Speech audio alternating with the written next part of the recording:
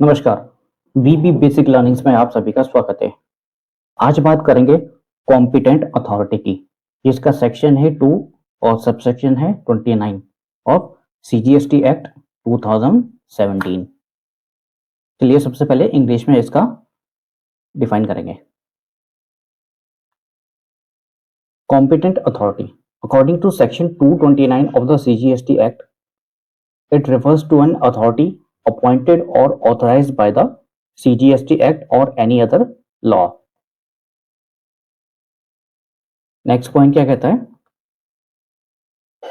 Appointed authority is to perform specific functions or exercise certain powers under CGST Act. ये इसलिए appoint की गई है ताकि ये कुछ अपने फंक्शंस परफॉर्म करें under CGST Act. Third point है the competent authority may be appointed और authorised by the government at the central और state level. Next point, their appointment or authorization is aimed at facilitating the effective administration and enforcement of the GST law. The specific powers and functions of the competent authority may be varied depending upon the provisions of the CGST Act or any other law. Last point है, however, there are some common responsibility of competent authority, which includes inspection and investigations, search and seizure, adjudication, recovery of dues, and issuance of orders and notifications.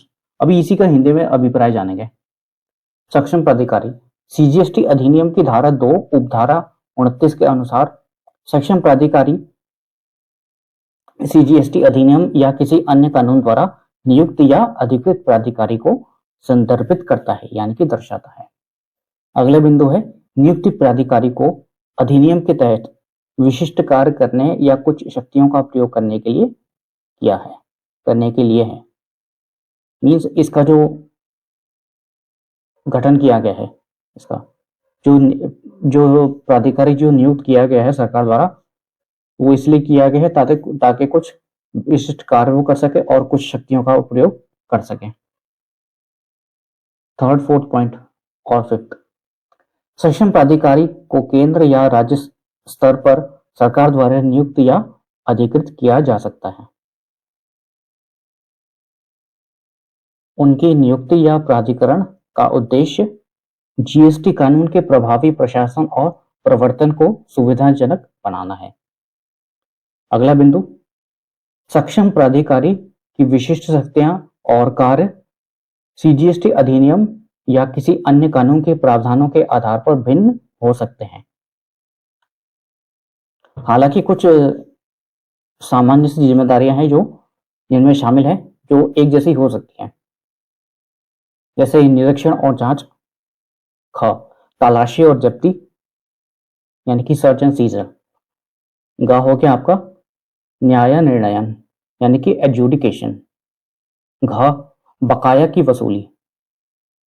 ग, आदेश और अधिसूचना जारी करना.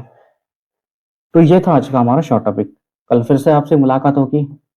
तब तक के लिए नमस्कार.